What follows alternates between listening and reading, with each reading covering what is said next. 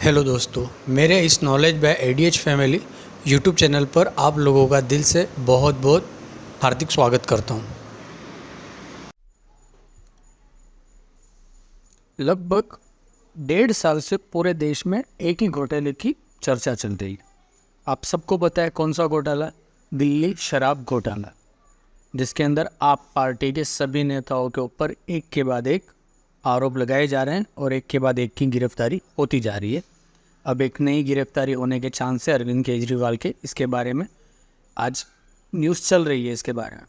तो चलो जानते हैं कि ये शराब घोटाला कहाँ से शुरू हुआ, कौन कौन गिरफ्तार हुआ, अभी तक क्या कुछ चल रहा है। इसके बारे में जितनी जानकारी अभी तक मुझे पता है, जितना मैंने पढ़ा है इसके बारे में, मैं उसके बारे में आपको बताने की कोशिश करता हूँ। दिल्ली सरकार ने 17 नवंबर 2021 को नई आबकारी नीति लागू करके सरकार के राजस्व में इजाफा होने का दावा किया था।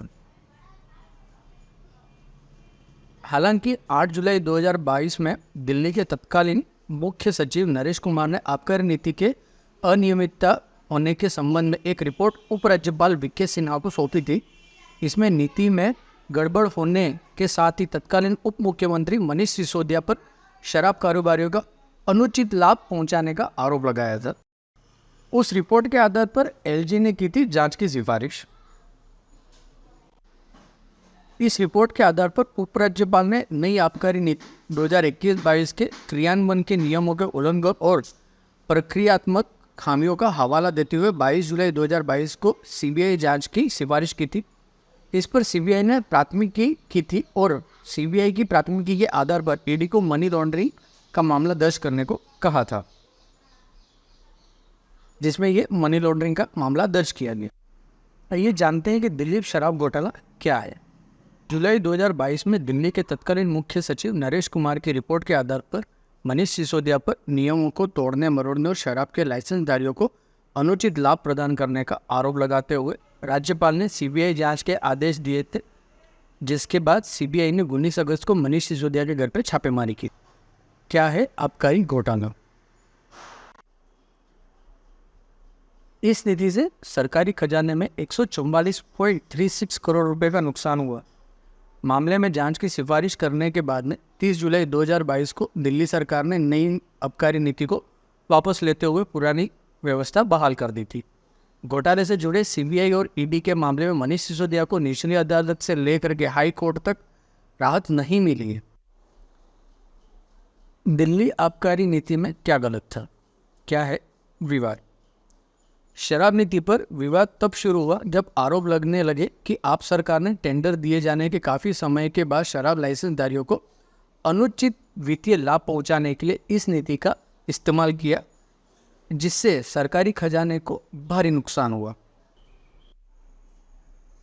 सीबीआई की प्राथमिक में कौन से नाम है सबसे टॉप पर, जिसके ऊपर सीबीआई की जो जांच चल रही है? अभी तक ऐसे 80 लोगों से इनकी पूछताछ हो चुकी है, लगभग 80 लोगों से, और जिसमें से कुछ मुख्य हैं जिनके ऊपर सीबीआई सबसे ज़्यादा प्राथमिकता दे रही है ना।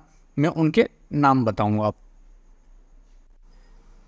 पहला नाम है मनीष सिसोदिया, पूर्व उप मुख्यमंत्री दिल्ली सरकार। दूसरा आरओ गोपी कृष्ण, तत्कालीन आयुक्त आबकारी विभाग दिल्ली।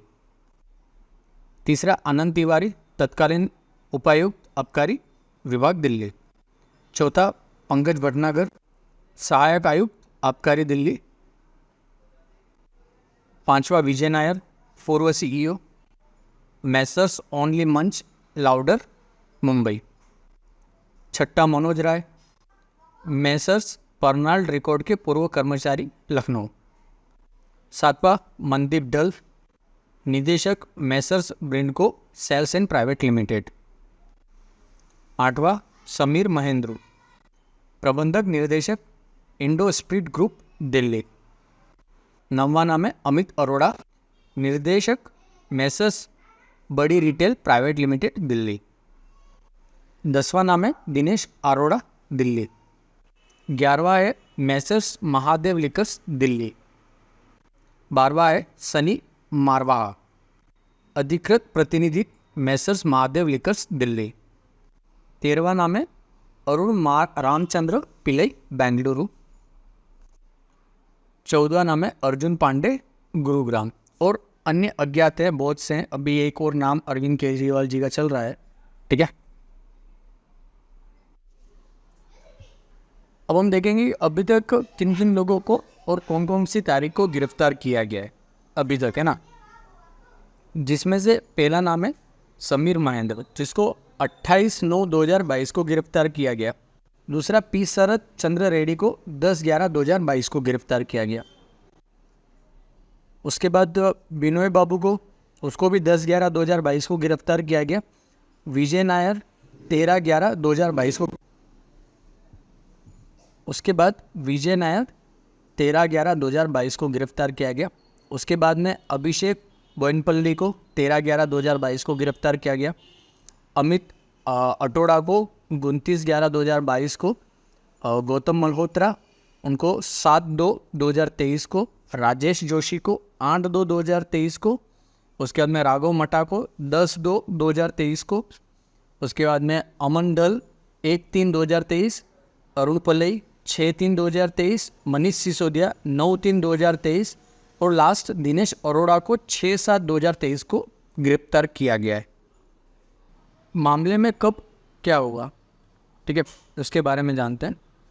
भ्रष्टाचार मामले में 26 फरवरी 2023 को 8 घंटे की लंबी पूछताछ के बाद सीबीआई ने सिसोदिया को गिरफ्तार किया। मनी लॉन्ड्रिंग मामले में ईडी ने 9 मार्च 2023 को किया था सिसोदिया को गिरफ्तार।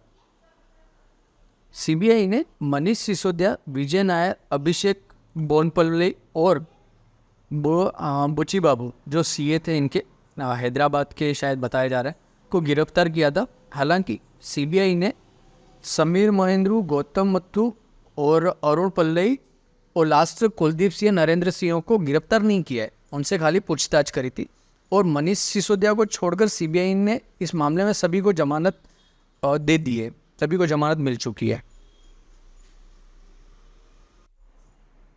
अब इनके बाद में अब दिल्ली की मुख्यमंत्री अरविंद केजरीवाल, जो आप सरकार के सबसे मुख्य नेता हैं, जिनको ईडी का एक समन भेजा गया है, जो 2 तारीख को इनको गुरुवार के दिन 2/11/2023 को गुरुवार के दिन इनको पूछताछ के लिए ईडी के ऑफिस बुलाया गया है, जिसमें उसके बाद में इनके नेताओं की तरफ से टीमें आने लगी है। अरविंद केजरीवाल की ईडी की तरफ से समन मिलने के बाद आम आदमी पार्टी बिफर पड़ी है। आप नेता इस कार्रवाई को लगातार गलत बता रहे हैं और इसके पीछे बीजेपी का हाथ होने का आरोप लगा रहे हैं। केजरीवाल को समन भेजने के बाद से बीजेपी पर लगातार आप हमलावर हो गई है और ईडी ने अरविंद केजरीवाल को 2 नवंबर को हाजिर होने के लिए कहा है। अब आगे देखेंगे क्या होता है, आगे कुछ नई अपडेट होती है तो मैं आपको ज़रूर बताऊंगा। धन्यवाद। अगर आपको हमारी ये जानकारी अच्छी लगी हो तो हमें सब्सक्राइब करें, बेल आइकन को प्रेस करें और अपने दोस्तों के साथ में इसे शेयर भी करें। और इससे रिलेटेड आपके मन में कोई सा भी सवाल हो तो आप नीचे कमेंट बॉक्स में हमें लिख सकते हैं, हम उसका रिप्लाई देने की पूरी कोशिश करेंगे। धन्यवाद।